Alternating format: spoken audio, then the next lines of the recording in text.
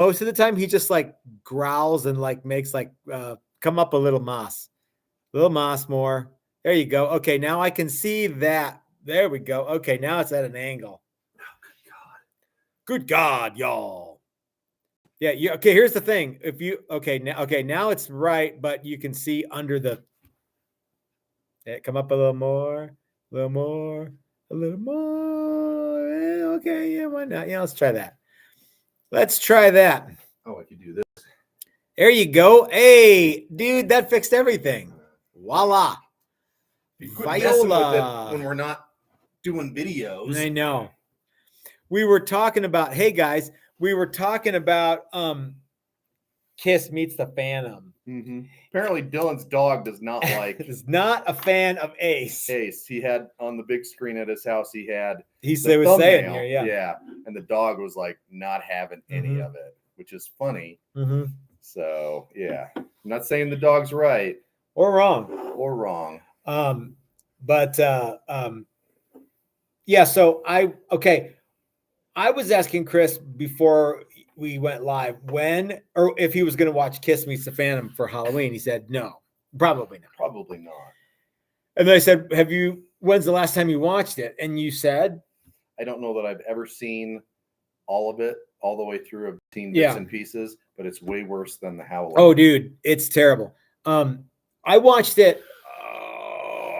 It's probably been a decade or more since I watched it all the way through.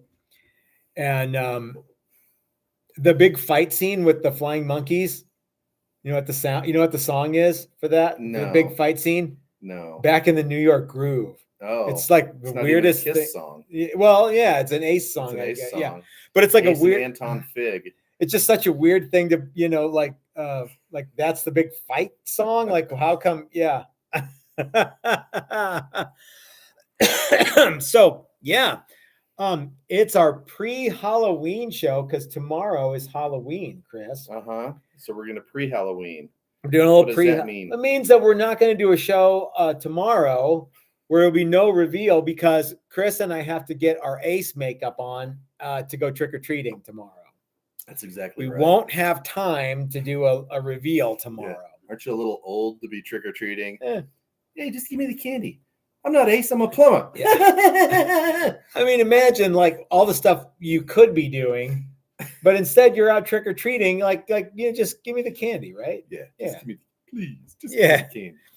Hey, let's take a super chat from Dave, who writes, Halloween beer fun. Thank you so much, Dave. That's very kind of you. So I have a Kiss memory that I've always remembered it, but it came back into full focus. Was it? Okay. What was that? So in 1976, I was 6 years old, and just had started to become aware of Kiss, and they were going to be on the Paul Lynde Halloween special. Yeah. Found out about that. My parents wouldn't let me watch it. My dad got evil. This is way before VHS and stuff. But my dad got a cassette recorder. So I sort of sneakily recorded like the audio. Yeah, the audio to the Paul Lynde Halloween special. Yeah. And then had to sit through the whole thing because I didn't really know how the fast forward worked. Yeah. And just listen to this audio of things going on that I didn't know, and witchy poo and all this other Sid and Marty Krofft stuff happening. And then Kiss came on. Paul says that Kiss Meets the Phantom was produced or whatever by Hanna-Barbera. So yeah, it might have been. Yeah. And that was one of my first introductions to Kiss was an audio version of the Paul Lynde special. Paul Lynde Halloweens or whatever. And apparently there was a lot of visuals because very little of it made sense. Was that the one where Peter Criss sang Beth and they all just like stood around the piano and like looked, I don't know because evil? I never saw it. But you've seen that, or have you seen that? Or I think Vincent Price is there. I don't know. Yeah. Guys, Rick, what am I thinking? Yeah, I might have finally seen it. Okay. I saw some images from it. They're standing on like a balcony at the end. Yeah. Everybody else is gathered down below. They're up above, and Ace has got a beer in his hand. He's like it's kind of like this. Oh no, that's my Peter. That's my Peter Chris face. Ace is like, yeah, Paul says yes, that was Beth on the piano. And I knew there was something yeah, like a TV show, and I don't know if it was the Paul Lynde, whatever. So two of their biggest moments, not the whole band was playing. Beth, I don't think anybody was playing except for Peter was singing. Yeah. New York Groove, Ace was singing and playing. Yeah. Nobody else. Dan Andreas is having back surgery tomorrow. Dan, that's a bummer. Yeah. Gross. Well, I hope that you it goes well, Dan. Putting in a new one. Rick says they also did Hard Luck Woman, he believes. I thought they did Hard Luck Woman in Kiss Meets the Phantom, and it was around the campfire. It was the most awkward moment of the whole thing. All of a sudden, acoustic guitars showed up, and they're like, all of a sudden. Yeah. There were so many awkward moments in that movie. Didn't they dub Ace's voice completely? Everything he said. If they did, it was Curly from the Three Stooges that did the voiceover work. It was so bad. At one point, Peter Criss is like, "Yeah, Gene's brother's an only child." It was like stupid gags and yeah. Yeah. That reminds me of my friend's wife who said she couldn't have children. It was a genetic condition. Her mother had it and her grandmother had it. Yeesh. No, they didn't have it. They all had children. Yeah. Yeesh. Including her. Yeah. The worst TV appearance was a Linda Carter special in 79 where they had dancers dressed like Kiss doing dance numbers. I did not see that. That was a Cher episode. But it might have been Linda Carter. All right. So did everybody get their HST that ordered an HST and that we shipped out of the original 10? Everyone who's getting one of these didn't get theirs yet, but okay. Really, I'm talking to Jay. Jay says he got it. Mike got his. Hey Jay, why didn't you just go and knock on the UPS truck driver's door while he was sitting there not doing anything? Nobody's home. Yeah. And say, "Give me my guitar, you lazy bastard." Yeah, you lazy guys. Greg got his. Okay, good. Whew, that was close. Greg Baker. Yeah, Greg. Well, Greg came in and got came his. in and picked his up. Yeah. Picked it up from the factory. It's cheaper that way. It is. It actually is. And he brought his own case. Yeah. All right. So Chris, did you do any Halloween stuff last weekend? Did you go to like any parties or no? We went to the Odyssey Beer Works I Halloween party. Does that count? Oh, yeah. Yeah, why not? Yeah. You Caspered yourself? Is Casper really just Richie Rich dead? Is Casper a name that any like child is born and they're like, I know Casper, that's a good name for you. Casper Fesker. That character in Me, Myself, and Irene was Casper. Casper, yeah. Look, it's little Casper. He was albino, and he goes, but yeah, Casper's not my given name. No. Oh, really? What is it? Whitey. That was the joke. Okay, that was the punchline. Casper and Richie Rich did look an awful lot alike. Yeah, the same. It's the same person. Yeah, except for when Macaulay Culkin played him, because that was not. Anyway, which did he play? Richie Rich, I think. Yeah. Well, it's not too late to play Casper. I think there was a Casper movie, but they're like a CGI. Yeah, it was CGI that had Christina Ricci in it. Oh yeah. Don't ask me why I know these things. Never seen it. Yeah. Here we are. So, what do you want to talk about today, Chris? Are you doing any? You got anything happening for Halloween? No, I don't really have anything. I was thinking about if it's not too cold, because I live at the end of the cul-de-sac. Although I trimmed my tree back, so maybe people won't be as scared to come up to the door. I bought Halloween candy. Spooky house. Well, I live at the end of the cul-de-sac, and everybody thinks I'm the mean old man, and they're right. But I was thinking about sitting on the driveway or sitting at the end of the cul-de-sac and handing out a bunch of candy. That's good. To the new little kids in the neighborhood. I might do that. I got one idea for you. T-shirt cannon. T-shirt cannon. Like for the kids who are like, I'm too scared to go to the end of the cul-de-sac and see old man Fesker. Yeah. You could let them have it with with one of your old T-shirts. There you go. That's a good idea. I also thought maybe what I'd do is sit at the end of the driveway with an acoustic guitar and sing back to back to back to back to back to back Long Black Veil, because that's sort of scary. Okay. I know it. I don't know that. So song. I'll just sit there and sing that. Who did that one? Originally it was Lefty Frizzell, and then Johnny Cash did a fairly Did popular Richie version. Sambora ever do it? Yeah, he did it Okay, too. okay, Yeah. I thought so. When he's during breaks at AutoZone, He plays that. Boys. Yeah. Hey, let's get another super chat from. Well, near me, the Pep Boys closed, so now he's at the AutoZone. Oh, okay, yeah, he's got to go somewhere to work. Yeah. Let's see. Oh man, there's a bunch of stuff here. I'd probably come up with another scary song if I really tried. Let's see. Dan says he keeps seeing his guitar on the wall. Can't wait to get it. Dan, we're excited for you to get it. And it doesn't look like anything got done to him, funny. but a bunch of stuff did. This one, yeah, looks that one is really yellow. It's only because same, of the light. Yeah. Yeah. There will be no they green all look HSTs that we're going to tell you about. Dave says he built a candy cannon. Do you want me to ship it? I think you know the answer to that, Dave. And Tim sent us a beer and postage fund. Thank you, Tim. That's very kind of you, my friend. Who said that? Tim from Tasmania. Oh, yeah, the Tasmaniac. You mean Tazzy Tim? The same. Do they have Halloween in? Well, he was actually saying that it wasn't really popular, but it's growing in popularity. Okay. So yeah. It's a lot of men's only chance to dress as women, which I think is one of the reasons that Halloween is so popular. Okay.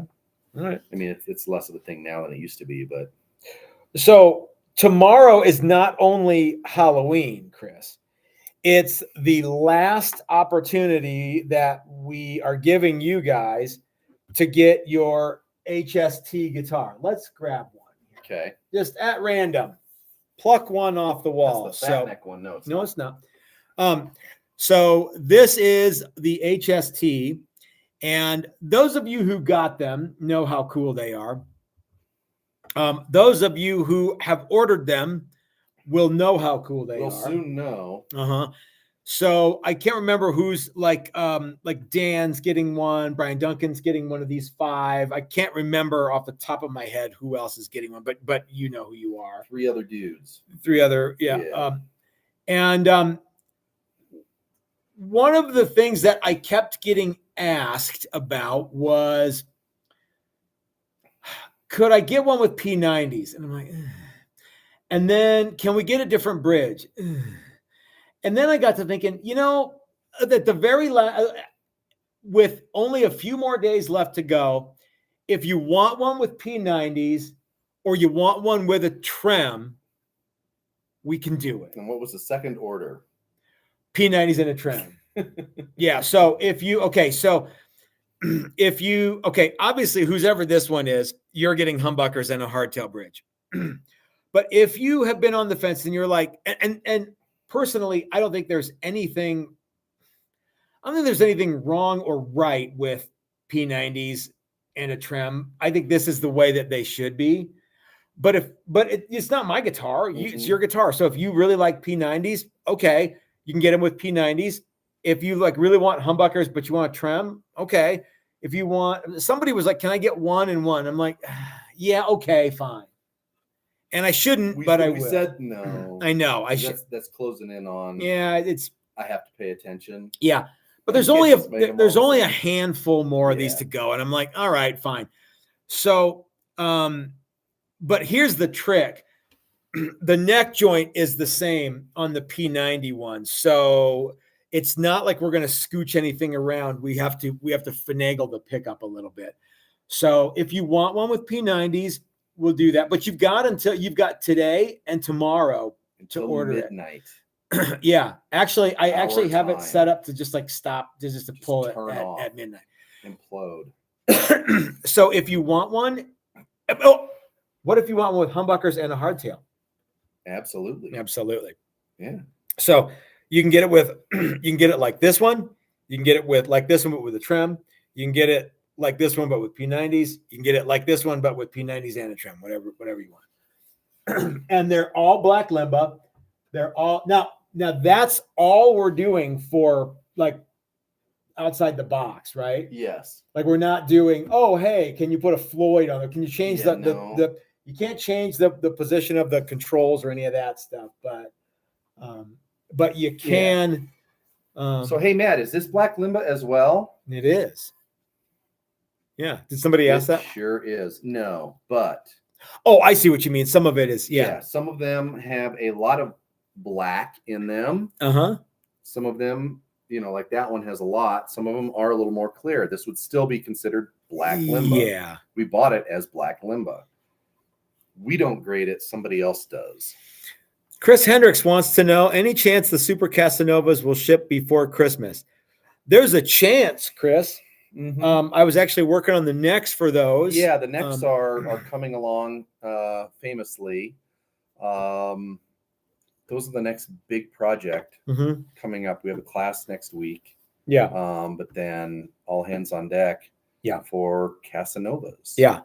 And we'll probably do some stuff on the Super Casanovas tomorrow too. Mm-hmm. Maybe we'll just do a little more neck stuff tomorrow. Maybe we'll get, I kind of don't want to get we have all of the stuff ready to make them. We just got to do it. So, but I mean, that's almost 60 days away. It is very likely that a very likely thing. Yeah. I mean, they're already started and they're all getting the same part is done, but necks take longer than bodies. Yeah. Necks are a ways. Okay. Somebody asked me, hey, I have a Hamer special sustainer bridge. Can I get an HST with that? And I'm like, well, first of all, yeah, if you have a Hamer sustainer bridge, I'll absolutely build a guitar around that bridge. And then I got to think about it. I'm like, how would anybody have that? Like, I know that John Mann made a couple of those, or maybe he made, I don't know, let's say he made 100. I don't know how many he made. But you can't get them anymore. No. If you go to John Mann guitar bridges right now, they're not available. There's a picture of it, but they're not, you can't get it. Yeah. Why would anybody just have that? Well, why would you have the bridge and no guitar? Maybe they have the guitar and it's got something else on it now. Oh, like somebody hacked the guitar, or somebody hacked a guitar and sold the bridge. Or there's all sorts of crazy stuff floating around out there in the guitar. Took it apart for some reason and the guitar got thrown away. I don't know. Okay, who knows? And you'll never hear the real story. But I'm wondering, like, who's parting out a Hamer Sunburst or a Hamer Special? Well, even I guess even things those happen, at some point were just old guitars. Yeah, no, that's true. Just like all that 50s and 60s stuff was. At some point, that's absolutely true. And really, some of that late 70s, early 80s stuff was old guitar before some of that other stuff. You know what? I bet you you're right. Somebody pulled that bridge and retrofitted like a Kaler or something, or like a whammy bar of something. Yeah, that's what I would think. And then they have the bridge. That actually that makes perfect sense. Yeah. What do you guys think? Box, and then this guy bought it at a yard sale. Yeah. For a nickel now, or a guitar swap meet or something like that. Yep. Yeah, you ever go to a swap meet or a guitar thing, and the parts guy has everything, and you're looking through, you're like, how did you get this? Yeah. Hi, Loring. Well, so yeah, I think that doing. Oh, by the way, John, you know how much John's bridges were when you could get them? No, they were like $250. Oh yeah. Which makes it impossible to put on a guitar that we're selling for $11.99 or whatever. Yeah. Mr. Man. Yeah. We'll take 8. Yeah. So anyway, if you guys want to get one of the HSTs, don't worry, I'll tell you again in a half hour. if you want to get one of the HSTs before you can't get them ever again, you've got today and tomorrow. You can get them with humbuckers. You can get them with P90s. You can get them with a hardtail, or you can get them with the Hipshot US Contour trim.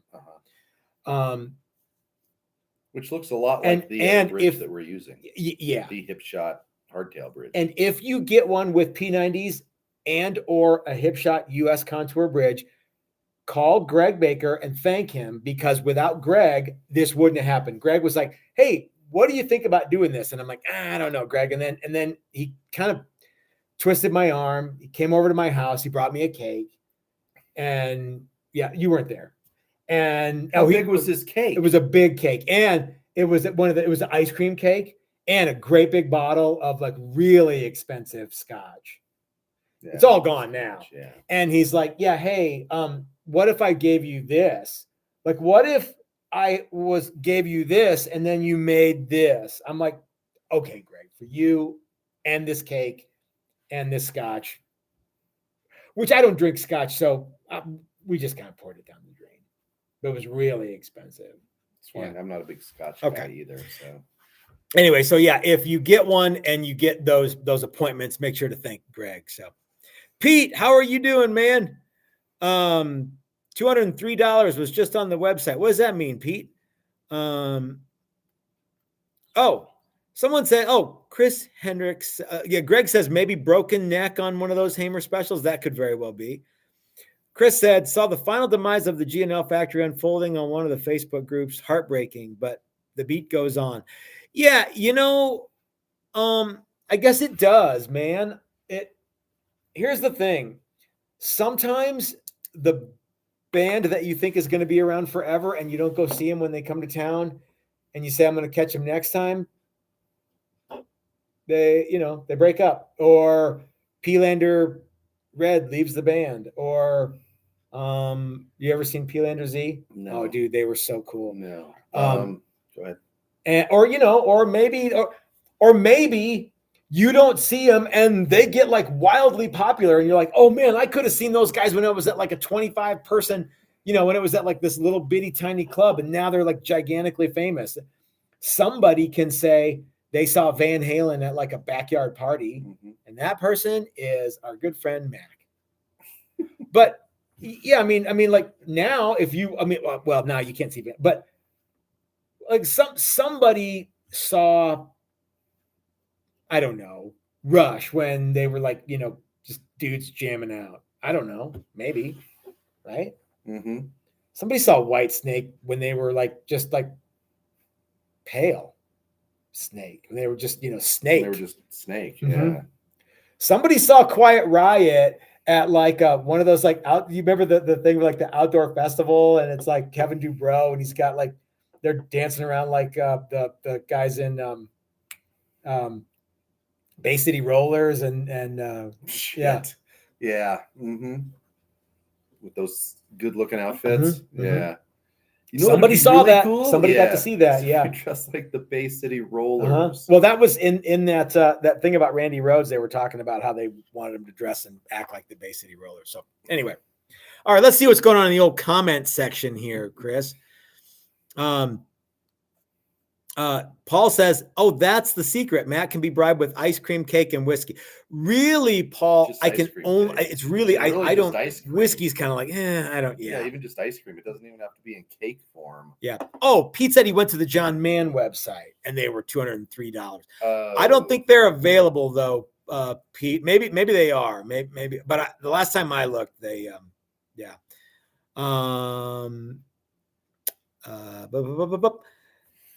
It happens, especially when the management is not interested in keeping the brand relevant. Well, that could very well be, Chris, or maybe the customer base is not interested in keeping the brand relevant. Yeah, I think everybody likes the story of G&L. I don't know how many people actually wanted G&L. Mm-hmm. Yeah, they had some cool stuff. They seem to be doing some neat things with like kind of made to order, customized to order kind of things. Mm-hmm. Yeah, I don't know. It's tough being in the position of, we used to sort of be Fender, you know, or we're just as good as, you know, and really, the stuff that they ended up with, I think Leo Fender would have had a conniption. And you're not making. Yeah, you're not one of the guys from the Fender custom shop out on his own making stuff that's $8,000 to $12,000. You're G&L making a factory guitar, making Telecasters and Stratocasters, which I think they felt like they had to make because that's what people really wanted them to make. But at the end of the Leo era of G&L, they were making a bunch of other crazy shit, Comanches and things, lots and lots of metal control covers. But you know, whatever. So it always seemed like a cool, smaller niche brand. I don't think people realize how small G&L is or was. It was tiny. Like the actual U.S. U.S. factory, yeah. Chances are there was some court mega factory that made that made all that other the tribute series and all of that. And people say, well, you know, it was tariffs and all that. Now this started a bunch of years ago. And one of my favorite things to say is you don't realize how big or small a company is until you go to NAMM and see their booth. The G&L booth was small. Guys, if we were at NAMM, the TTG booth would be, well, it wouldn't be on the same floor as minuscule, tiny, because we are tiny. But everybody thinks, oh, G&L, almost as big as Fender. No, not even close. We've talked about that. They had probably 20 or 30 guitars in a booth that was as big as this space. That was it. You know, their display. It was a 10 by 10 booth. Was this? Loaded with guitars, as many guitars as they could pack in there. We talked about that this week. That really how difficult it is to be too big to be small and too small to be big. You know, I think that's a problem when you're. I mean, you want people to think that you're bigger than you are, but when it comes right down to it, you can't. Yeah. Anyway. And at some point, and I realized that G&L made stuff besides that ASAT or whatever. ASAT. But at some point, everybody who wants one of those gets it, and then they got it, and it's like, well, now what? Right? Like, okay. Should we stop making those and make some new thing? No, nobody wants the new thing. They want the old thing. But everybody who wanted the old thing already has it's a weird. We have the luxury of being able to pivot quickly and make stuff like the HSTs. And by the way, Dan, send the ice cream. Send the ice cream, Dan. Yeah. You know, I don't know a lot about how the internet works, but I think you could probably order ice cream and have it delivered. Oh yeah, like fancy ice cream. G&L, Mike says G&L is the story of tech type guys trying to do their own marketing. Always a disaster. Gosh, that might be us, dude. Maybe was that Mike Sleva? Yeah. Okay. Yeah, maybe. I don't know. I think, you know, G&L for Leo Fender was a pet project. He didn't have to make money. As soon as he passed away, then all of a sudden it had to be a real thing, right? And so, you know, you have to start making stuff that people want. I mean, there for a while, G&L was making guitars that looked like Mustangs, Sabres, and you know, and giant chrome plates and pickups nobody liked. And okay, you know, whatever.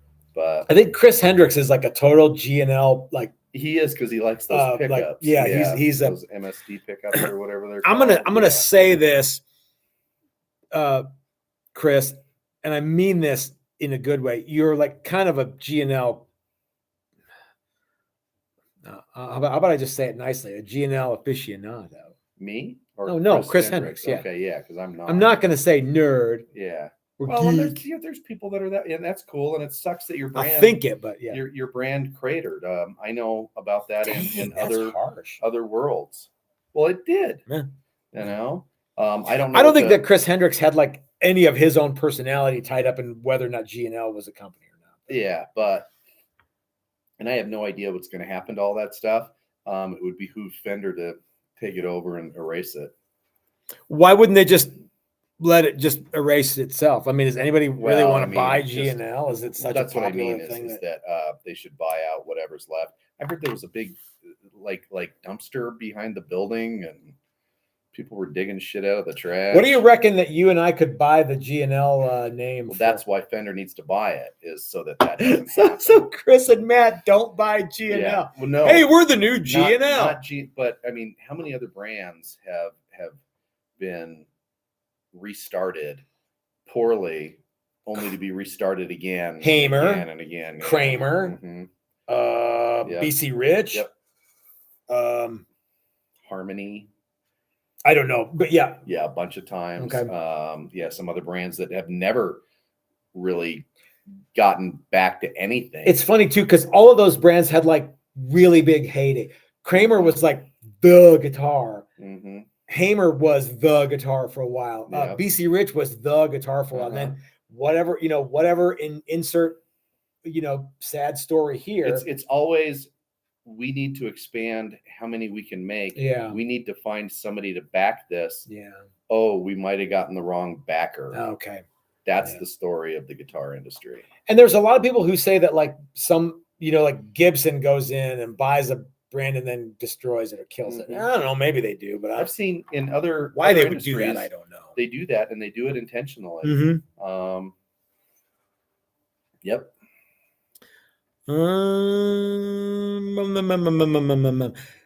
Chris says, "Oh well, thanks. I'm definitely a fan of the MFD stuff." I have no idea what that means. That's that pickup set that he likes.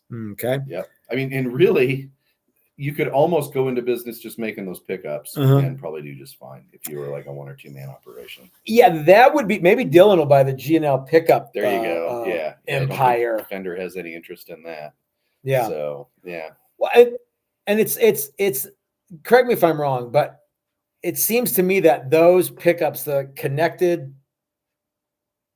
funky pickups. Mm-hmm. Other than that, it's like Tellys and Strats with a kind of a dopey headstock, right? Yeah. Oh, are you talking about the offset pickups? Yeah. That's just a version of the Electric 12 pickup or the jazz bass pickup, or a connected version of the P bass pickup. But I mean, without those pickups, without those pickups, it's like there's really nothing particularly because they innovative they kind of had to go down that road of Strats and Tellys, and then they ended up making Jazz Masters with Strat Trems, and what was the most iconic G&L guitar ever? I would say one of the basses. Oh, you know what? I would probably agree with you. Much like what should Fender be mostly recognized for? The P bass, the stand-up, fretted bass. I know Music Man, really. That's the what was that Music Man bass that everybody loves so much? The Stingray? The Stingray, yeah. Okay. And really G&L is just an offshoot of all of that. 2 questions. One, what do you think Brad Davis is playing right now? Brad Davis. Yeah, from Fu Manchu. He was a G&L. Oh, maybe now is the time for us to court Brad Davis yet again. Yeah. We built guitars for him. We can build basses for him. Okay. Second, we talked about G&L, Hamer, Kramer, BC Rich, Harmony. Name a Harmony guitar that you think is recognizable as a cool Harmony guitar.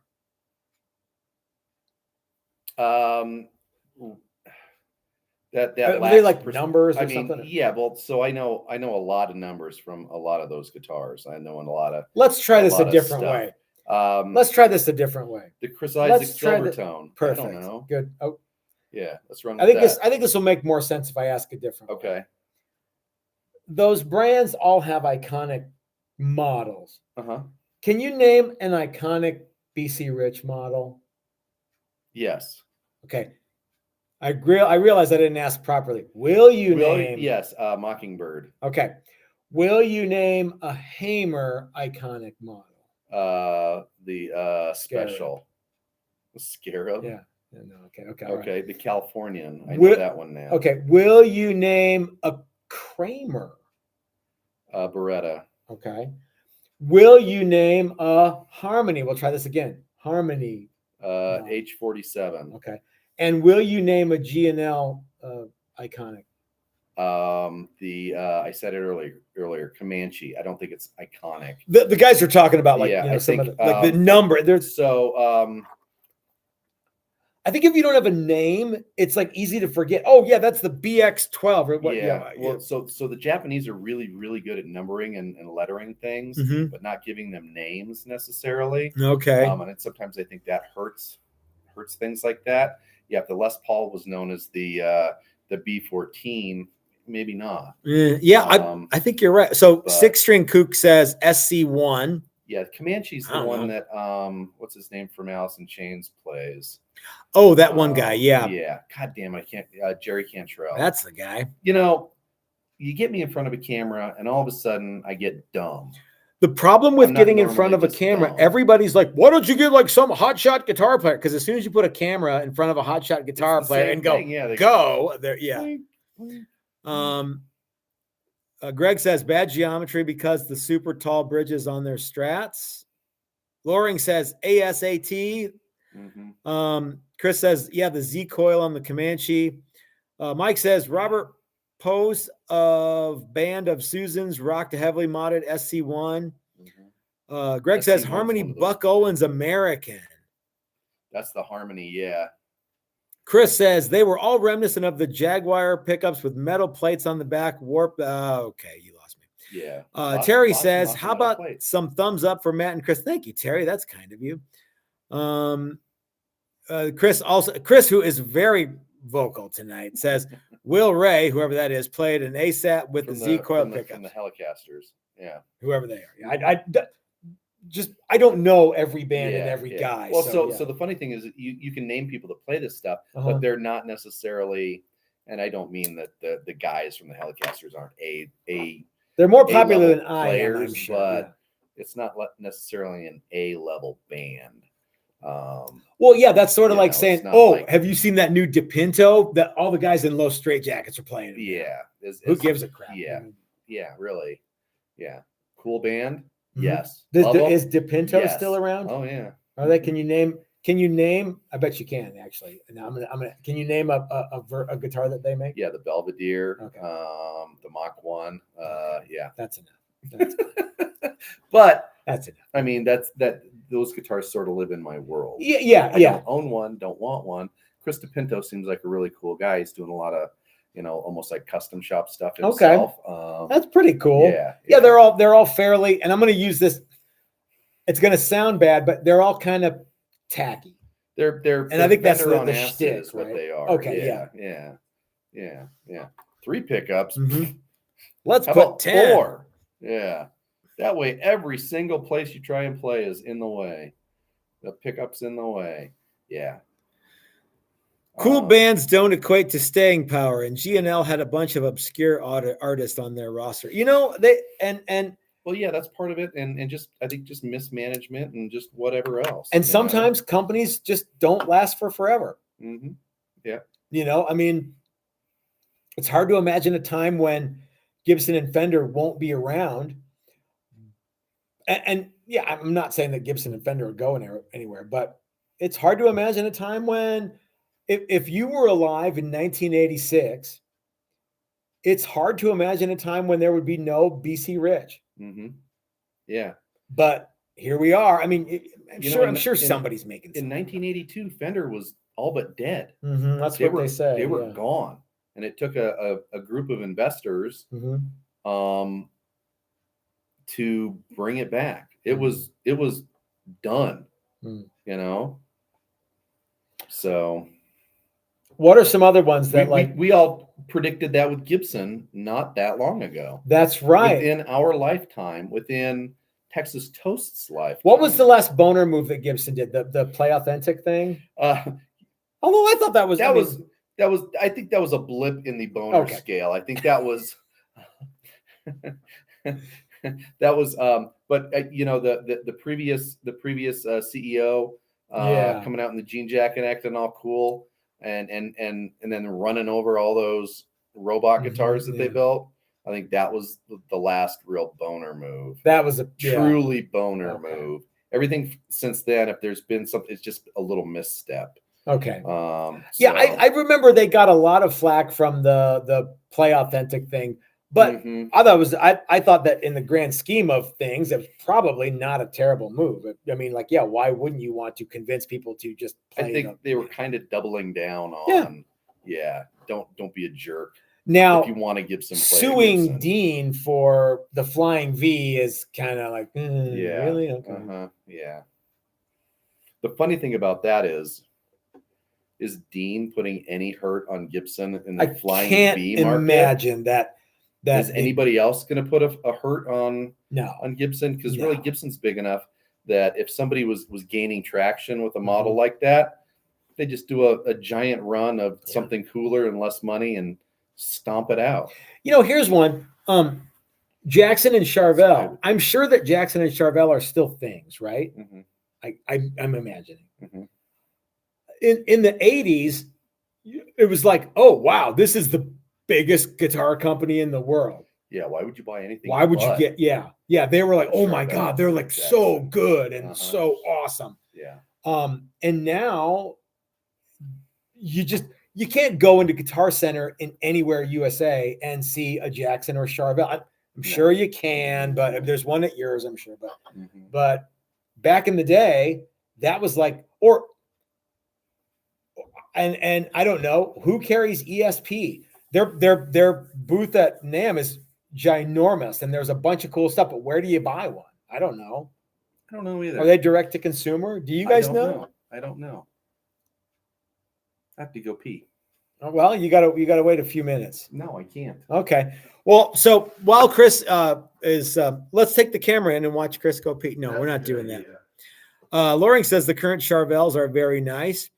I can't imagine that Charvels are not still a thing, and I don't know if Fender owns them. I know that somebody at like Jackson and Fender have like a thing, but man, I remember when I was a teenager, Jackson was a big deal. And I get a sense, though I might be wrong, that they're not as big of a deal as they were back then. It is a big deal is the TTG HST. And by the way, if you don't want to wait and you don't want a green one, we've got this cool red one. The maple on this one is doesn't exactly show, especially on the camera.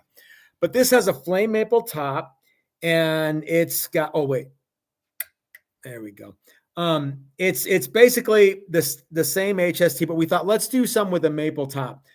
As it turns out, I'm not a mega huge fan of the maple top. It's not entirely correct. This model with this finish, I'm not a humongous fan of compared to the Black Limba. Okay. So we've got this one is fairly heavily discounted. You know what would make this one cooler? Chris, I'm glad that you're back. Thanks. What did I miss? Okay. So we're talking about the HSTs again, because you got 1.5 days to pre-order, get your pre-order in on HSTs. I want to tell you guys something about that too. But what do you think about this? So this is mahogany back, mahogany neck with a maple top, and it's red. I thought this one was going to be way neater. Okay.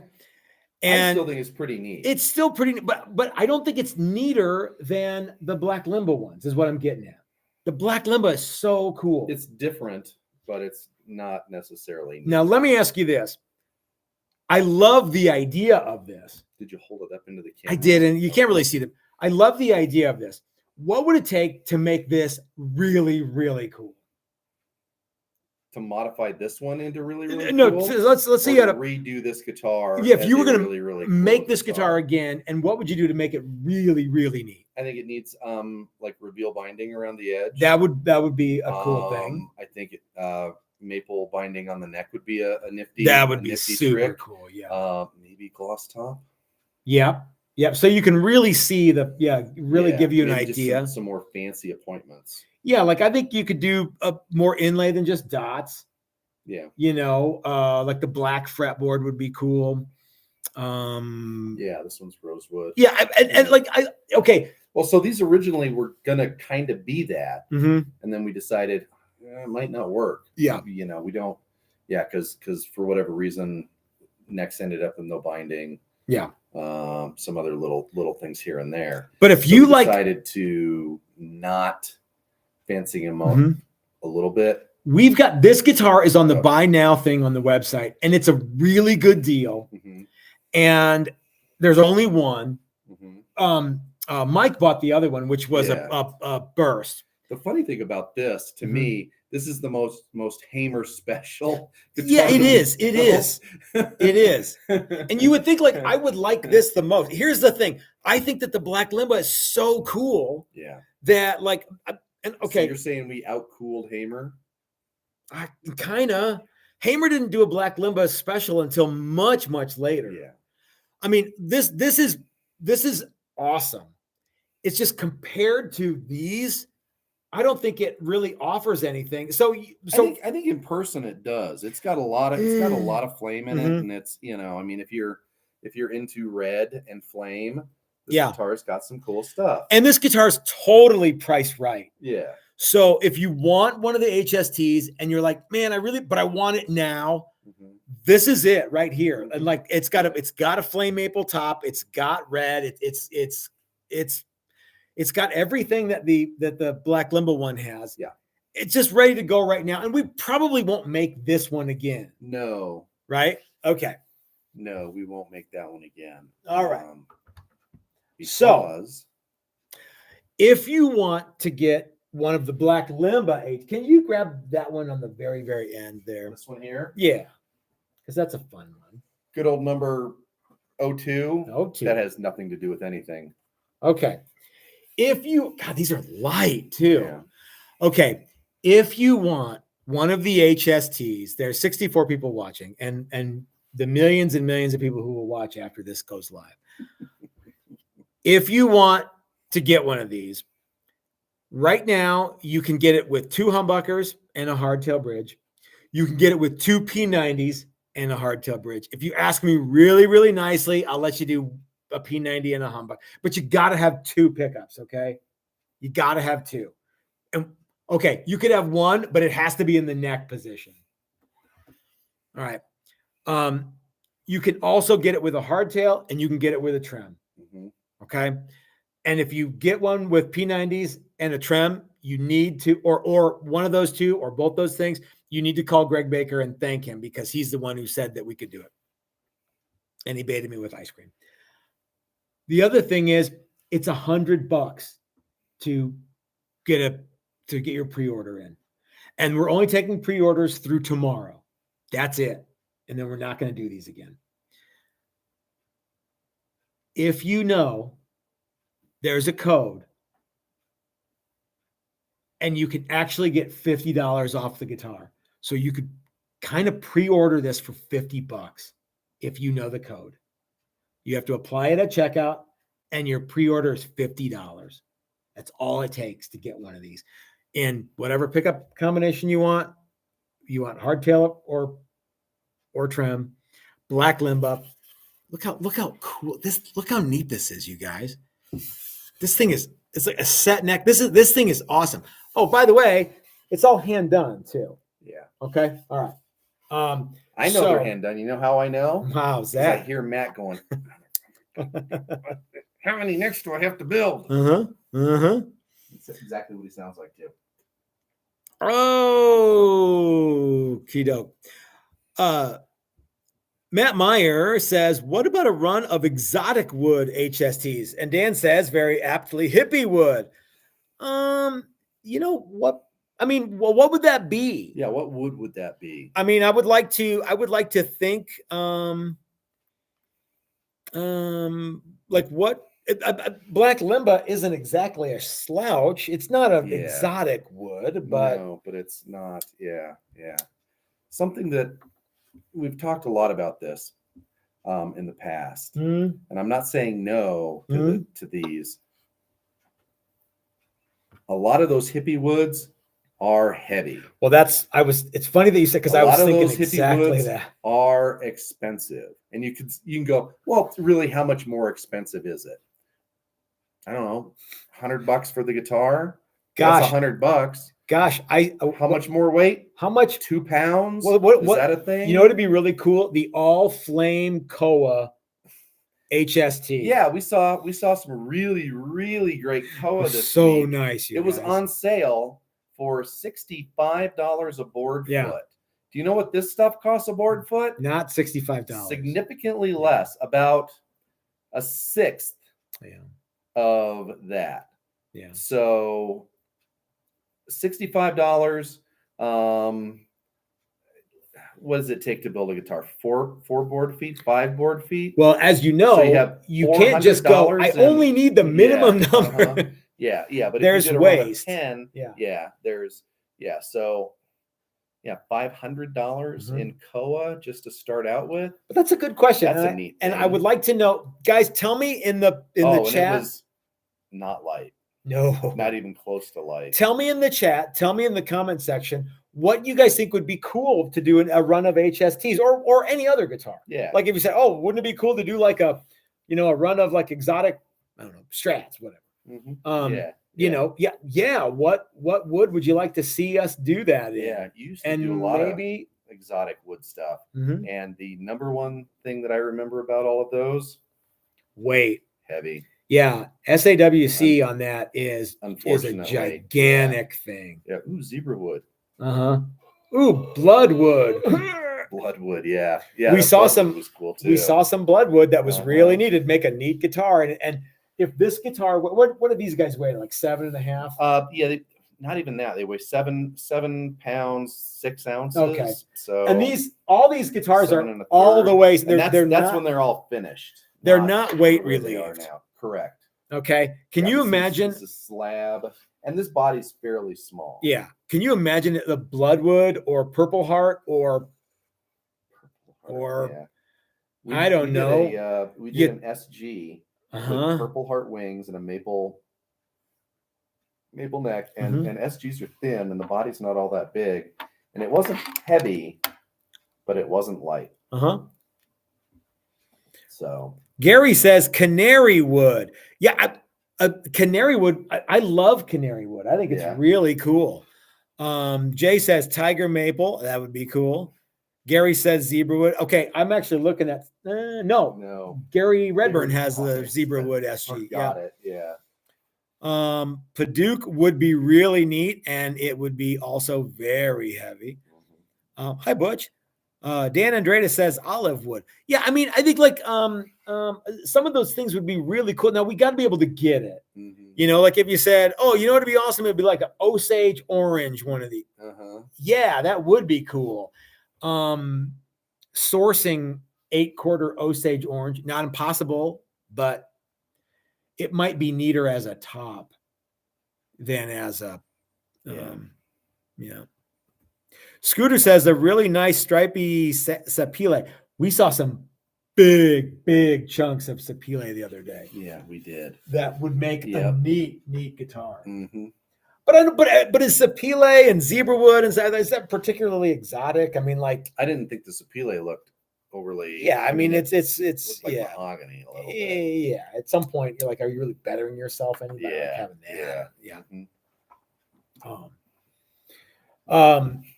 Old benches.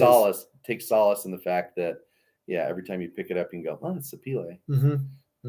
Actually, some of that stuff can be less heavy than others. Gary Redburn sent us a super chat and says, yeah, baby, and I love it. That's cool, man. Thank you, Gary. Spalted beech cap. You know, I think that beech is a neat wood, especially like the vertical grain on beech. I don't know if you know this, but like some of the old Mausers had beech wood stocks and they had that fleck pattern. They were really cool. But for right now, we've got black limb-up. We've got HSTs. There's a handful of them that you can still get. I forgot to tell you guys too. that we're only doing 10, and we sold like 3 of them yesterday. So there's probably a couple more if you want to get in on one of the last of the Black Limba HSTs. I think what's happening is the people are slowing down from buying them because like everybody who got one or everybody who wanted one got one. And maybe some people were like, oh yeah, you know what? I'd like to get one, but I want with P90s. Okay. If you want one with P90s, we'll do that now. But if you're wondering, well, what's the next thing they're going to make? Like Chris Hendricks got one of those Super Casanovas with white limba that you did, and they're so cool. So, you know, if you're not into the Hamer Special Tribute and you like the Super Casanova, I mean, we're always looking for stuff to do next. Yes. And I really like the idea of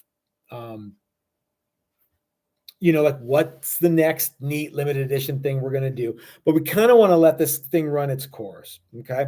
So if you guys want one, and if you've been waiting and you're like, I'm going to wait until they do a trem. Well, now we're doing one. So yeah, we are doing one, and and they're cool. And everybody that has gotten theirs has loved it. And we've gotten lots of good feedback on them. Yeah. I think they're really cool. And yeah.